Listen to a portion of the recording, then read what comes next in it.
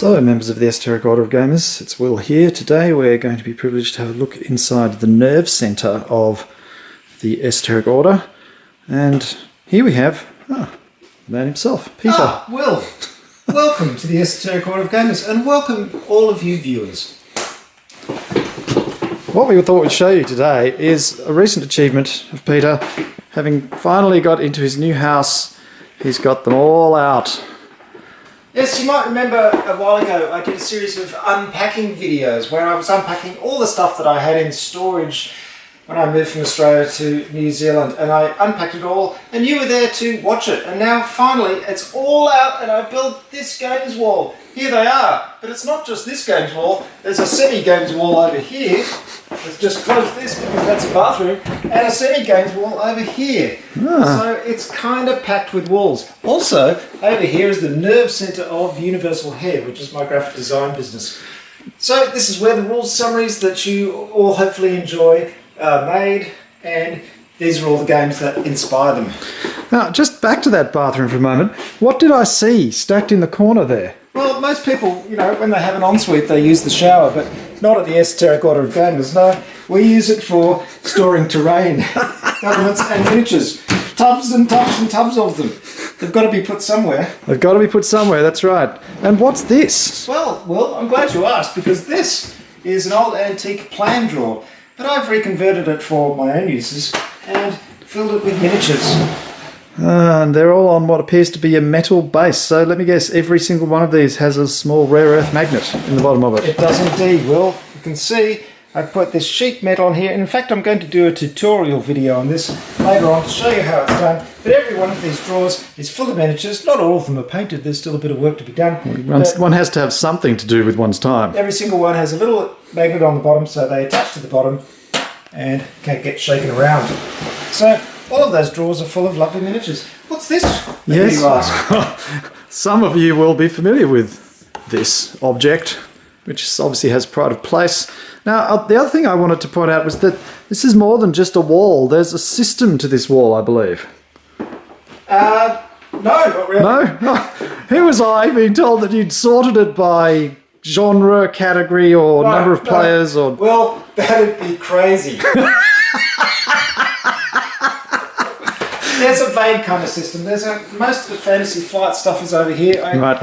Oh, and there's a whole lot of Days of Wonder stuff here. So they are sort of roughly composed by publisher, as long as the sizes of the boxes go together. Like Z-Man games, they just have box sizes all over the place, so they're in different piles.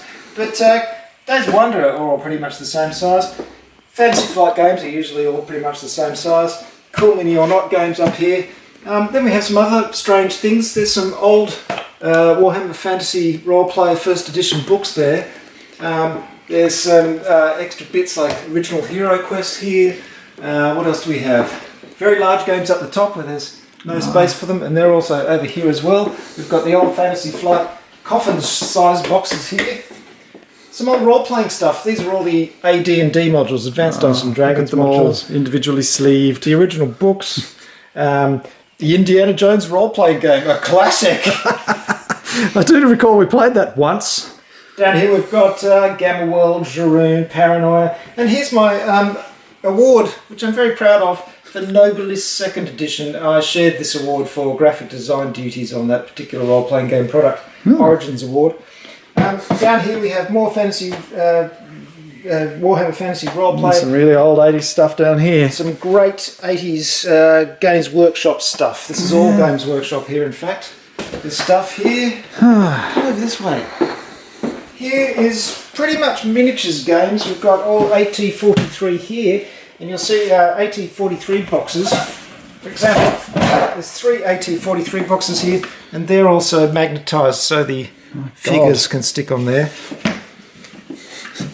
Yes, we don't want to get too obsessive, do we? No, that would be dangerous. We've got some living card games here, Lord of the Rings, Warhammer Invasion, Netrunner, stuff like that. What else have we got? Dust down here. So you can see... Here is the Tecumel collection. That's Empire of the Petal Throne, The World of Tecumel, fantastic old 70s, 80s, and up to the present day role-playing game set in Professor M.A.R. Barker's World of Tecumel. And in fact, I we've created and maintained the official site for this called techamel.com. Go and visit it, worth looking at. The problem, of course, as a visitor to this collection is what to play. So Peter has, in fact, although he hasn't done it on the bookshelf, he's categorised his games in some sort of database arrangement so you can work out how many players, how many hours are going to be involved, and overall level of complexity, and of course category, whether it's tabletop, board, etc. So if you've got limited time and certain criteria, you can easily pick from how many games are there on this bookshelf, Peter? Oh, I don't know. There's altogether there's like over 1,000 something items. But I did 1,000. back in the early days, I did start databasing my games so I could keep track of what they all were, and I did that in a FileMaker Pro database. So I keep that updated to the present day, so I know exactly what I've got. There you go, viewers. It's a lot of work and effort and thinking and general stuff going on behind the scenes here. Just goes to show that gaming is not just a hobby. It's an obsession. And a way of life. Thanks for watching, folks. That's the Esoteric Order of Gamers. Don't forget to visit the website orderofgamers.com where you'll find lots of gaming stuff. Cheerio.